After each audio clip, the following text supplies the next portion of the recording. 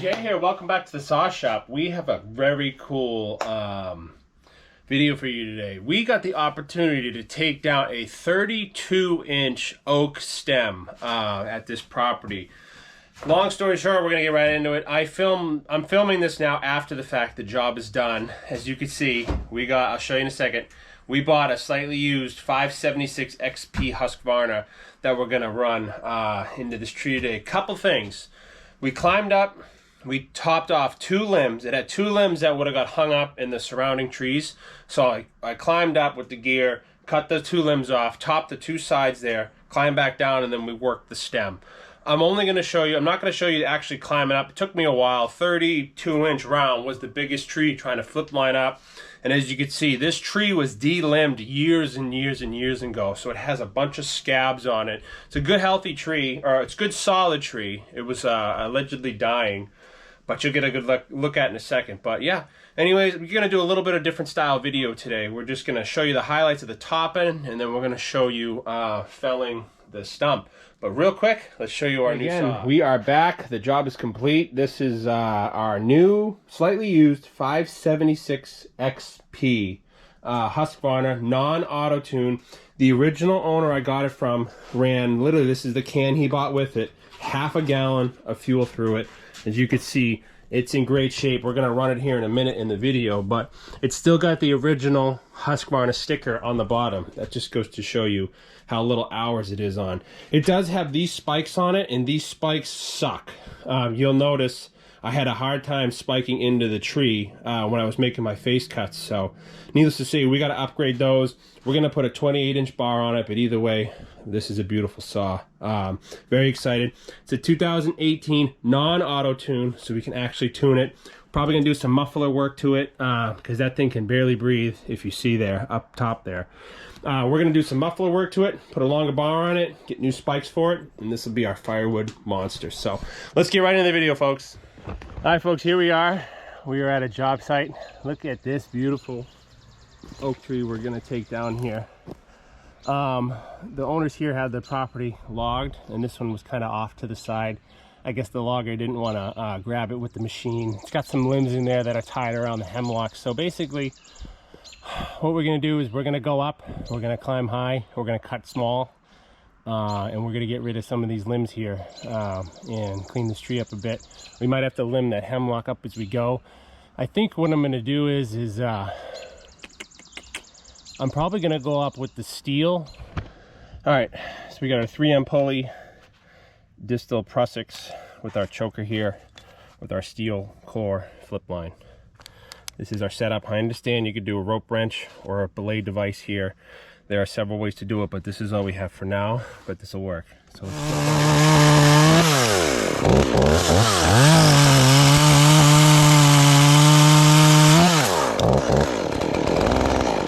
get this one here.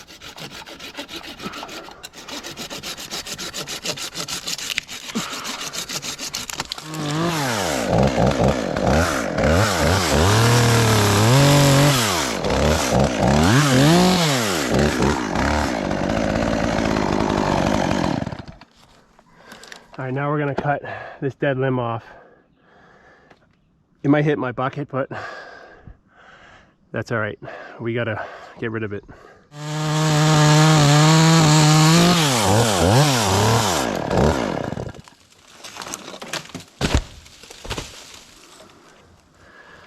I guess that works.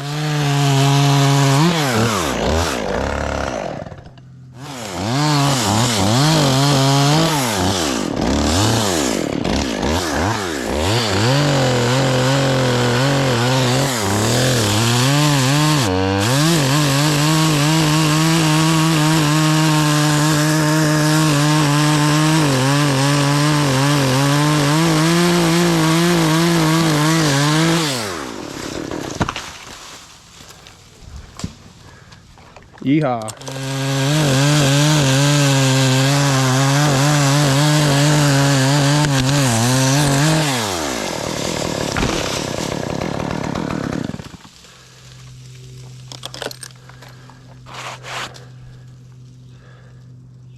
Big old chunk of wood.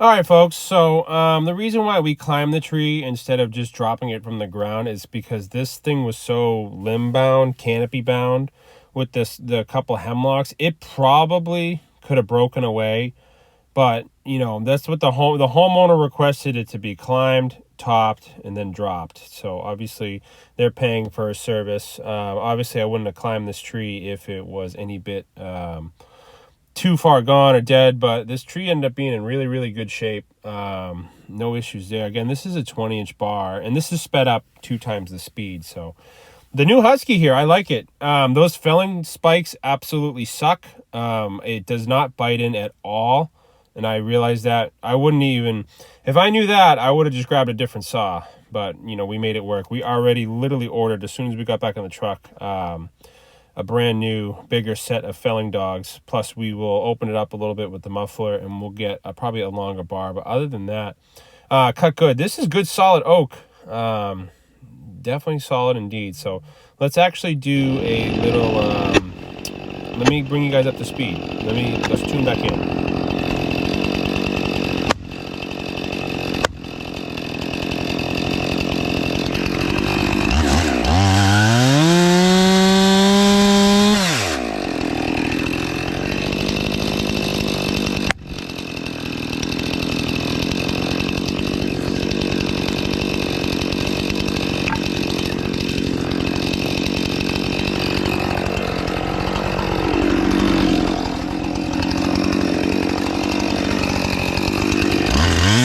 Watch me try to dog in right here.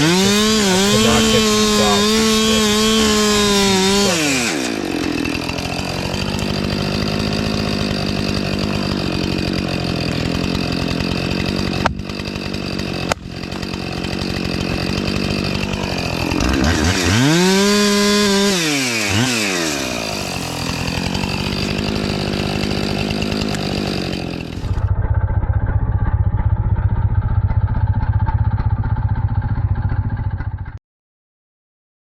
All right, so here I am again. We're gonna do again another time lapse.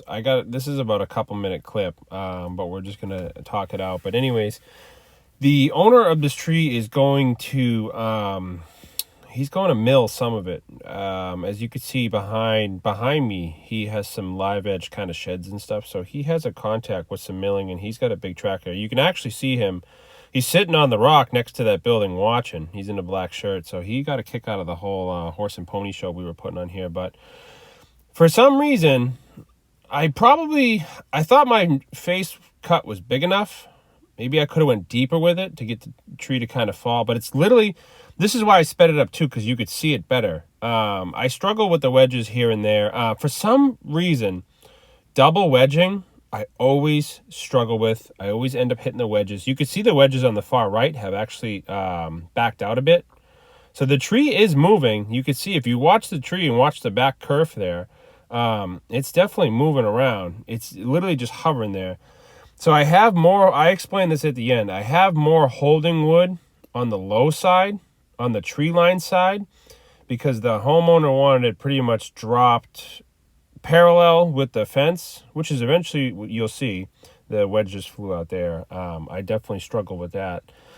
But anyways, the homeowner wanted it in that general area for, you know, whatever reason. I'm not going to argue with him. He wanted me to drop it somewhere. I could have dropped it, you know, to the left or to the right, but this is where he wanted it. But you could see the tree literally just hovering there. And I'm pretty much all cut up on the left side. I realistically should have probably went back over to the low side and took a little bit more fiber, but I end up cutting the high side a bit and it goes. So let's tune in and watch it go.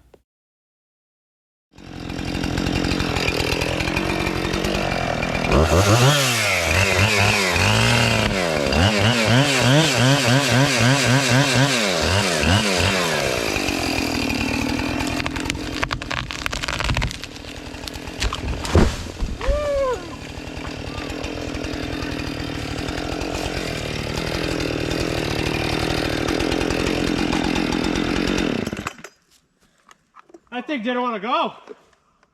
I thought it was going to go with the lean, but that thing's... What's the device on the tripod? That tells at a level? It tells you when it's out of level? Or? Oh, no, camera. Oh, it's the camera? Yeah. Woo! That's a big stick. I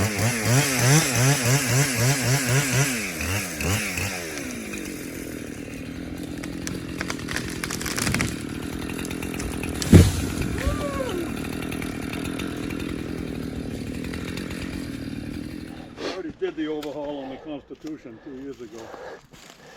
There you go, huh? That's great. Yeah. What a big tree. I gotta actually, let me get the tape measure. I wanna see that. This is a 20-inch bar. This really could pull a 28, but that's all I got on it. Oh, look at that. I'm working on the front step. Oh, okay. Let me get this out of your way. What do you got? 32. 32 at the base. Wow. That's good stuff.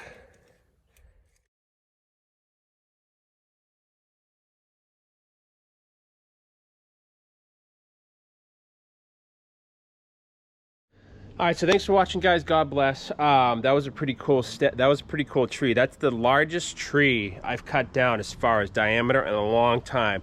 32 inches with the 20-inch bar is kind of tough. So as you saw, I left some holding wood on the low side of the tree because the homeowner wanted it down close to that wooden fence. He didn't want it near his shop or garage there. So that's why when we first started on the stump, we cut up the low side first, and then we wedged it and banged it over. We still had a little bit, I could have cut a little more holding wood on the low side, but again, I wanted it to fall pretty much right where it laid. So it worked out good. We're safe, we're alive, all is well.